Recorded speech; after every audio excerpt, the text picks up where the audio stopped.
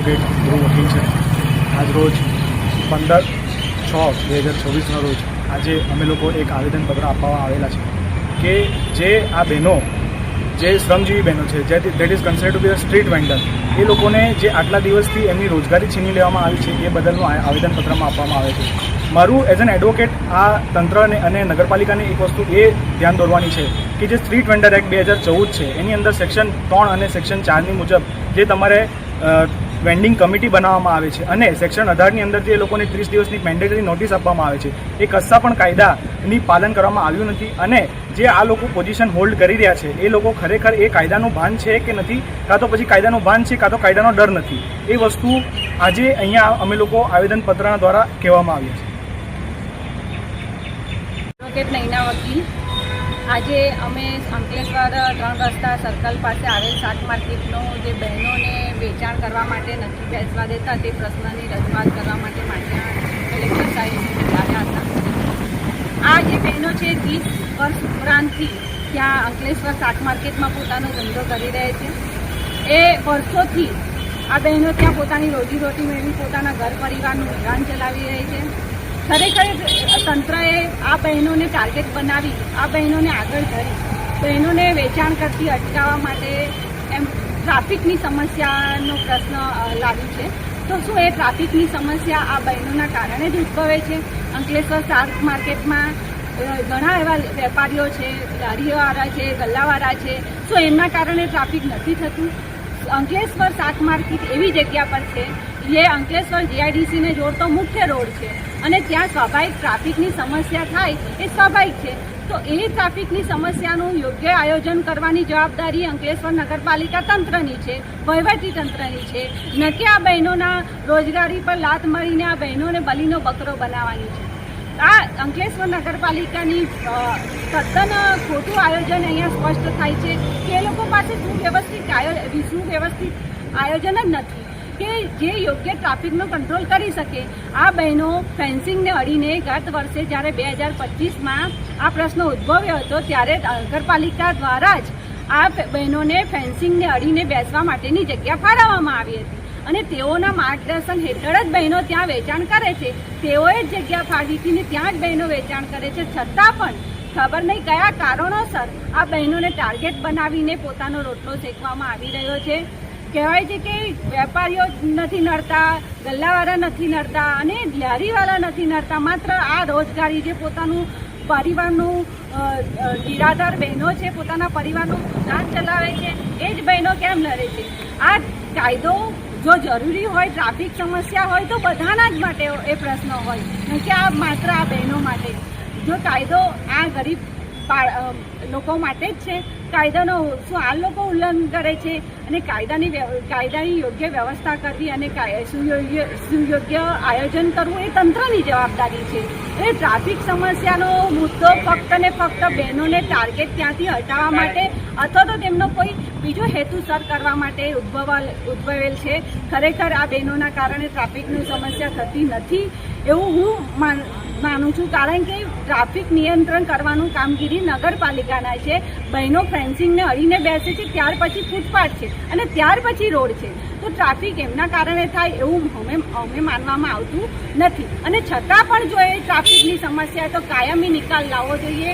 આ યોગ્ય જગ્યા પર માર્કેટને સ્થળાંતર કરવું જોઈએ અને આ બહેનોને કાયમી જે પ્રશ્ન છે એનો યોગ્ય નિકાલતા એ માટેના પગલાં ધરવા જોઈએ।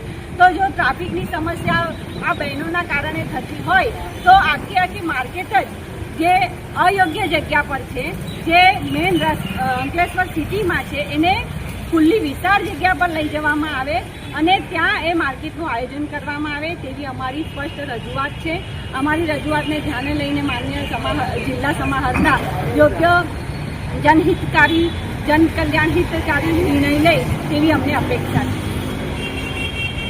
મારું નામ હેમુબેન સુનિલભાઈ પટેલ છે। અમે આજ રોજ કલેક્ટર ઓફિસે આવેદનપત્ર આપવા આવ્યા છે કે જેથી કરીને અમે જ્યાં વર્ષોથી ધંધો કરતા આવ્યા છે ત્યાં અમને ધંધો કરવા દેવામાં આવે ને જો નગરપાલિકાને ટ્રાફિકની સમસ્યાનું ખાલી બહાનું કરે છે એ લોકો, પણ ટ્રાફિકની સમસ્યા જ્યાં માર્કેટ હોય ત્યાં ટ્રાફિકની સમસ્યા તો થવાની જ છે ને અમારું કહેવું એવું છે બીજું કે અમે જે વર્ષોથી જે જગ્યા પર બેસીએ છીએ એ જગ્યા પર અમને બેસવા દેવામાં આવે ને બીજી વાત એક છે કે નગરપાલિકા અમને જ્યાં જગ્યા આપવાનું કહે છે ત્યાં ચોમાસાના મોસમની અંદર ઘૂંટણ કેર પાણી થાય છે ત્યાં અમને ત્યાં એવું કહે છે કે તમે અહીંયા ધંધો કરો, પણ અમને ત્યાં ધંધો કરવામાં તકલીફ થાય છે કે અમે વેચાતું શાકભાજી લાવીને વેચીએ છીએ એવી જગ્યા અમને ફાળવવામાં આવે છે કે ત્યાં અમે સવારથી સાંજ લગીનમાં ટોપલો લઈને બેસીએ તો અમે 500 રૂપિયાનો પણ ધંધો ત્યાં કરી શકતા નથી. આપ મારી જોડે જોઈ શકો છો કે આ બધી ગામડાની બહેનો છે, ગરીબ બહેનો છે. જ્યારે ગરીબ બહેનોની રોટી છીનવાય ત્યારે બહેનોને કેટલી તકલીફ થાય છે. આજે મોંઘવારી એટલી વધી ગઈ છે કે એક અઠવાડિયાથી અમારા ઘરના ચૂલા સળગતા નથી. આજે અમારા છોકરાઓની સ્કૂલ ચાલુ થઈ ગઈ છે. આજે અમારા છોકરાઓને અમારે કેવી રીતના ભણાવવા ગણાવવા. આજે અમે સવારના માલ લઈને બેસીએ છીએ તો 9 વાગે ઘરે જઈએ છીએ. આખો દિવસ તાપ તડકામાં બેસીએ છીએ ત્યારે અમે 2 ટાઈમના રોટલા મેળવીએ છીએ. તો નગરપાલિકા વારંવાર અમારા જોડે જ આવો નિર્ણય કેમ લાવે છે?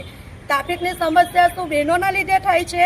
શું નગરપાલિકાને બહેનોની નડતલ છે કે જ્યારે બી હોય ત્યારે વર્ષમાં 1 થી 2 વાર અમને ત્યાંથી ઉઠાડી દેવામાં આવે છે ને બહેનોનું જ નામ આવે છે? તો શું ગામડાની બહેનોને ધંધો કરવાનો અંકલેશ્વરમાં કોઈ અધિકાર નથી?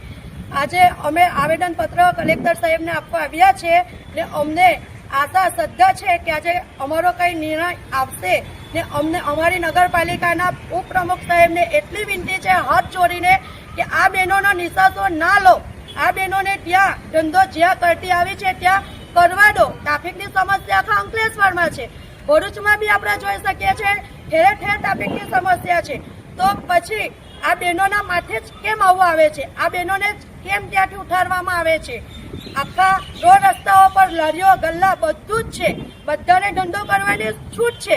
તો શું આ બહેનોના માટે જ કેમ નથી?